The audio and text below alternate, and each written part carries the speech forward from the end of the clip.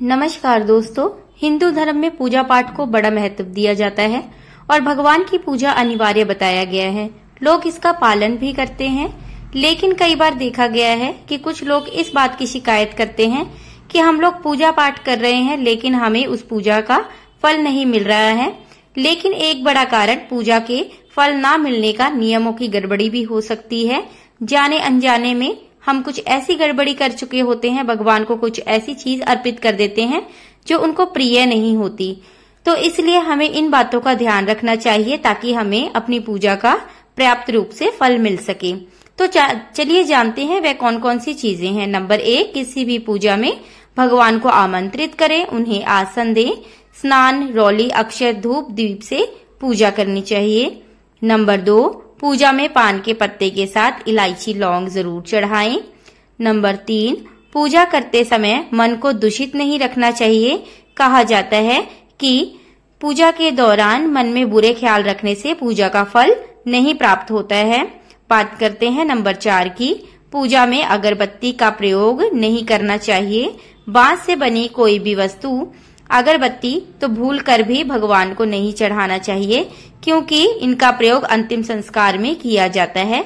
जो बांस का प्रयोग होता है, बांस की लकड़ी का प्रयोग संस्कार में किया जाता है, इसलिए इसे अशुभ माना जाता है। पूजा में इसका प्रयोग नहीं करना चाहिए।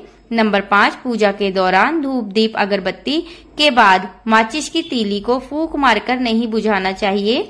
ऐसा माना जाता है कि ऐसा करने से लक्ष्मी जी रुष्ट हो जाती हैं। कभी भी अग्नि को मुंह से ना बुझाएं।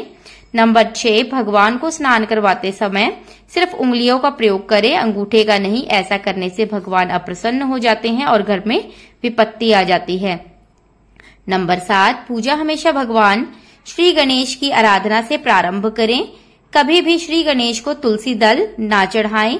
तुलसी दल चढ़ाने से श्री गणेश जी को और शिव जी को बचे, क्योंकि ऐसा करने से दोष लगता है। नंबर 8, घर में पूजा पाठ के दौरान घर में हमेशा 2 दिए या दीपक जलाने चाहिए। एक घी का, दूसरा तेल का जलाना चाहिए। नंबर 9 की बात करते हैं। दीपक को कभी भी जमीन में रखकर प्रज्वलित ना करें। ऐसा करने से धन की बर्बादी हो जाती है और घर में अशुभता आती है।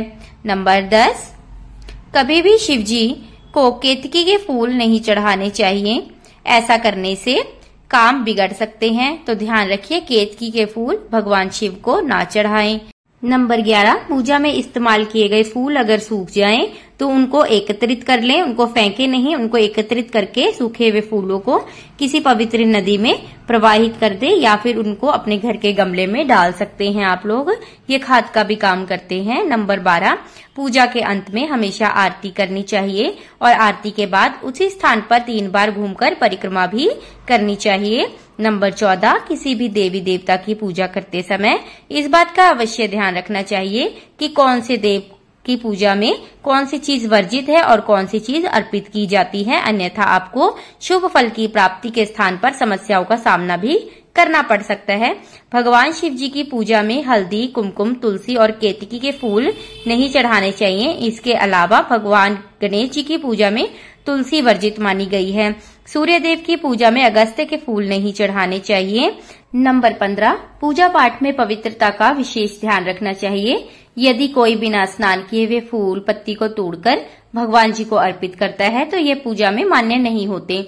तुलसी को कभी भी बिना स्नान किए हुए या बिना हाथ धोए नहीं तोड़ना चाहिए। इस बात का पूरा ध्यान रखें कि जहां आपका पूजा स्थल है उसके ऊपर किसी भी प्रकार का भारी सामान या कबाड़ नहीं रखा होना चाहिए। नंबर 16, देवी देवताओं को तिलक हमेशा अनामिका उंगली से करना चाहिए। जो सबसे छोटी उंगली होती है उसके साथ वाली उंगली को अनामिका उंगली कहा जाता है, उनसे ही तिलक करें।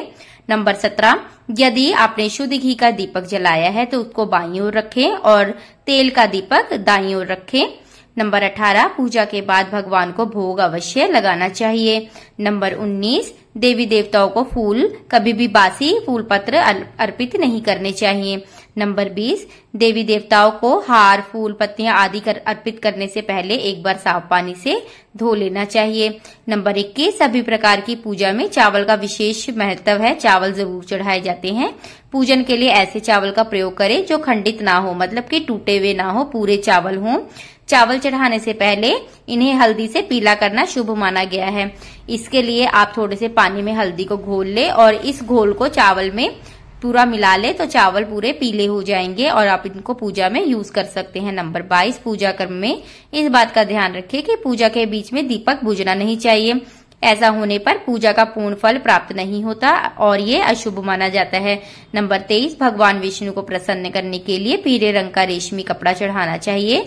माता दुर्गा, सूर्य देव, श्री गणेश को प्रसन्न करने के लिए लाल रंग का कपड़ा चढ़ाएं। भगवान शिव को प्रसन्न करने के लिए सफेद वस्त्र अर्पित करने चाहिए। नंबर 24, किसी भी प्रकार के पूजन में कुल देवी देवता, घर के वास्तु देवता, ग्राम देवता आदि का भी ध्यान करना जरूरी है। इन सभी का पूजन करना चाहिए, तभी पूजा का पूर्ण फल प्राप्त होता है। नंबर 25, पूजन में हम जिस आसन पर बैठते हैं उसको पैरों से इधर उधर नहीं खिसकाना चाहिए, आसन को हाथों से ही खिसकाना चाहिए। नंबर 26, सूर्य, गणेश, दुर्गा, शिव और विष्णु ये पंचदेव कहलाते हैं। इनकी पूजा सभी कार्यों में अनिवार्य रूप से की जाती है। प्रतिदिन पूजन करते समय इन पंचदेवों का ध्यान जरूर करना चाहिए। इससे माँ लक्ष्मी की कृपा प्राप्त होती है और समृद्धि प्राप्त होती है। नंबर 27, तुलसी के पत्ते को 11 दिन तक बासी नहीं माना जाता। इनकी पत्तियों को आप हर रोज जल छिड़ककर पुनः भगवान को अर्पित कर सकते हैं। नंबर 28, दीपक हमेशा भगवान की प्रतिमा के बिल्कुल सामने लगा होना चाहिए। कभी कभी भगवान की प्रतिमा के सामने दीपक ना लगाकर इधर उधर लगा दिया जाता है, जबकि यह सही नहीं है। भगवान की जो भी प्रतिमा है बिल्कुल उसके ठीक सामने दीपक को लगाना चाहिए। नंबर 29, घी के दीपक के लिए सफेद रुई की बत्ती का प्रयोग किया जाना चाहिए, जबकि तेल की बत्ती के लिए लाल धापगे की बत्ती को श्रेष्ठ माना गया है। नंबर 30, पूजन में कभी भी खंडित दीपक को नहीं जलाना चाहिए। धार्मिक कार्यों में खंडित सामग्री शुभ नहीं मानी जाती है। जैसे मिट्टी का दीपक होता है वह खंडित ना हो। तो नंबर 31 की बात करते हैं। शिव जी को बेलपत्र अवश्य चढ़ाएं और किसी भी पूजा में मनोकामना की प्राप्ति के लिए अपने इच्छा अनुसार दक्षिणा जरूर देनी चाहिए, दान जरूर करना चाहिए। दक्षिणा अर्पित करते समय अपने दोषों को छोड़ने का संकल्प लेना चाहिए। दोषों को जल्दी से छोड़ने की पर मनोकामना भी पूर्ण हो जाती है। नंबर 32, भगवान सूर्य की 7 बार, श्री गणेश जी की 3 बार, विष्णु जी की 4 बार और शिव जी की आदि परिक्रमा करनी चाहिए। नंबर 33, घर में मंदिर या कोई विशेष पूजा करें तो अपने इष्ट देव के साथ स्वास्तिक, कलश, नवग्रह देवता, पंच लोकपाल, षोडश मातृका, सप्त मातृका का पूजन भी करना अनिवार्य है। इन सभी की पूरी जानकारी किसी भी ब्राह्मण जो पंडित हैं पूजा कर रहे हैं उनसे आप लोग ले सकते हैं। विशेष पूजन पंडित जी की मदद से करवानी चाहिए ताकि पूजा विधिवत तरीके से हो सके। नंबर 34, घर में पूजन स्थल के ऊपर कोई भी कबाड़ या भारी चीज ना रखें। नंबर 35, भगवान शिव को हल्दी नहीं चढ़ानी चाहिए और ना ही शंख से जल चढ़ाना चाहिए। नंबर 36, पूजन स्थान पर पवित्रता का ध्यान रखें। चप्पल पहनकर कोई भी मंदिर में ना जाए। चमड़े की बेल्ट, पर्स या जो भी चमड़े का सामान है उसको मंदिर में पूजा स्थल पर ना लेके जाएं। इनको बाहर ही जमा करा दे। नंबर 37, मंदिर में लगे हुए सूखे हार, फूल हटा देने चाहिए। मंदिर की साफ सफाई रखना भी हमारा ही धर्म होता है। तो दोस्तों, कैसी लगी आपको आज की ये वीडियो? अगर अच्छी लगी हो तो प्लीज लाइक कीजिएगा, चैनल को सब्सक्राइब कीजिएगा और ऐसे ही और वीडियो पाने के लिए बेल आइकन को जरूर दबा लीजिएगा ताकि मैं जो भी वीडियो डालूं उसकी नोटिफिकेशन आपको मिल सके। तो मिलते हैं नेक्स्ट वीडियो में, तब तक के लिए राधे राधे।